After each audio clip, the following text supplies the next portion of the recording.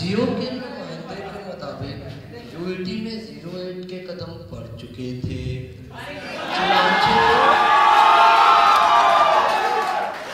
हमने अपना बोरिया बिस्तर उठाया और यूएटी पहुंच गए। यहाँ आकर हमने देखा कि चारों तरफ जंगल जंगल और जंगल। इसी रास्ते में हमें इलेक्ट्रिकल डिपार्टमेंट के करीब 08 का एक लड़का जुगनू मिला।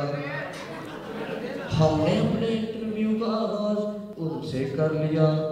हमने पूछा कि आज खैरियत है, डिपार्टमेंट बड़ा सजा हुआ है। तो हमारे पूछने पर उन्होंने बताया सीरियस को हमारी शर्म आ गई है, पार्टी की मुबारक घड़ी आ गई।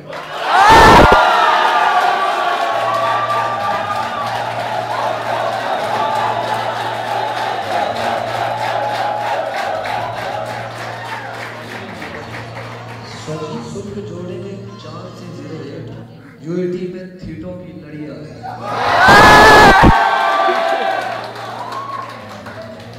हमने उनसे पूछा कि आपको यूएटी आकर कैसा लगा। तो हमारे पूछने पर उन्होंने कुछ यूँ बताया। यूएटी का तो गेट सुहाना लगता है, अंदर से सब कुछ दिखाना लगता है। पल भर में कैसे बदलती है कहाँ से टेक्स्ट में आना पड़ता है।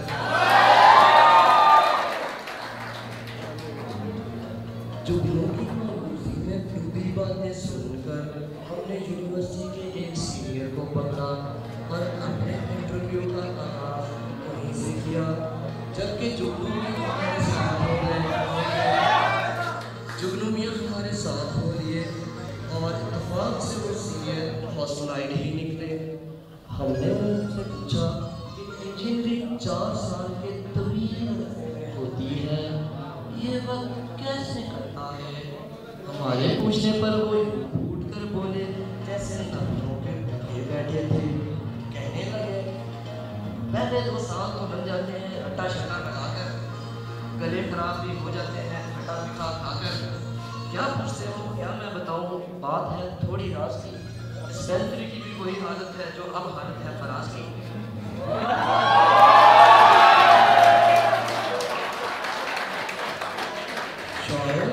यूनिवर्सिटी से ज़्यादा डिस्पेंसरी से शिकायत थी। चुनांचे हमने अपने सवालों का हॉस्टल की तरफ किया और पूछा कि हॉस्टल लाइफ कैसे इंजॉय की जा सकती है। तो वो कहने लगे हॉस्टल दिया बहारा नाल जे हवा यारा, कुछ नहीं होना दे पल्ले जेड़े फिर दे कले। जान लो लोगो थीटे बन के कुछ नहीं जे लभदा, ऐश करो ते कैश करो ए ते हके सबदा।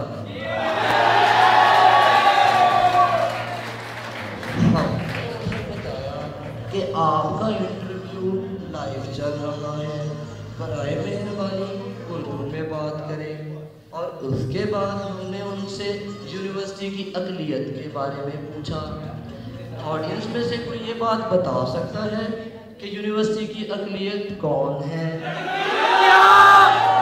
गंदे से ही गंदे हैं। हमारा मकसद था कि डे स्कॉलर्स के मुतालिक सीनियर की राय जानी जाए।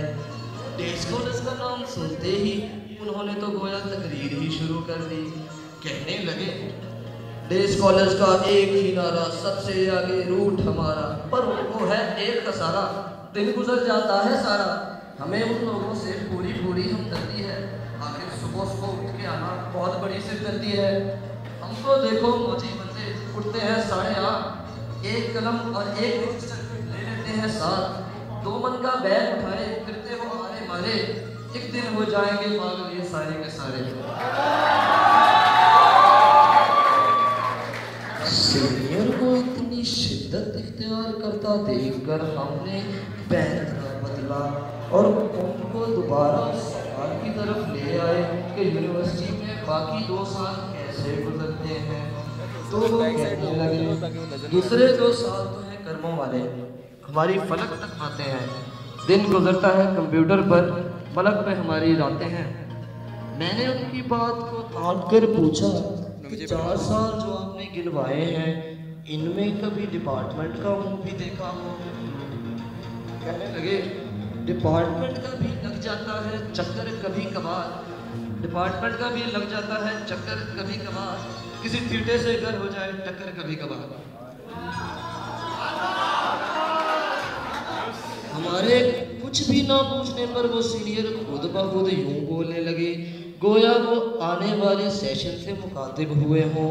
कहने लगे 4 सालों में कर लो यारो जो कुछ करना चाहते हो, वो थीटो भी सुन लो, बस पढ़कर मरना चाहते हो फिर ढूंढने से भी नहीं मिलेंगे जिंदगी के ये पल, इंजीनियर तो बन ही जाएंगे आज नहीं तो कल।